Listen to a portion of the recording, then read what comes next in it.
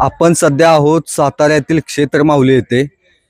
इथे रितेश देशमुख यांचा राजा शिवाजी हा चित्रपटाचं शूटिंग सुरू आहे आणि याच शूटिंगमध्ये एक कलाकार सेटवरील डान्सर कलाकार नदीत बुडाला आहे।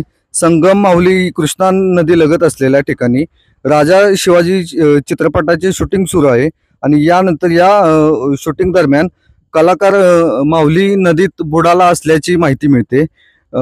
रितेश देशमुख यांच्या राजा शिवाजी या चित्रपटासाठी संगम माहुली येथे महादेव मंदिराच्या इथे हा सेट उभा आहे आणि याच ठिकाणी शूटिंग सुरू असताना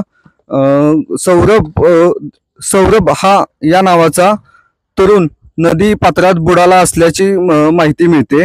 ट्रेकरच्या मदतीने नदी पात्रात शोध मोहीम सुरू आहे।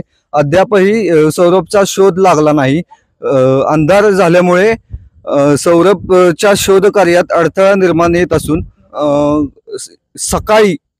सकाळी या नदी पात्रात पुन्हा शोध मोहीम सुरू होणार आहे।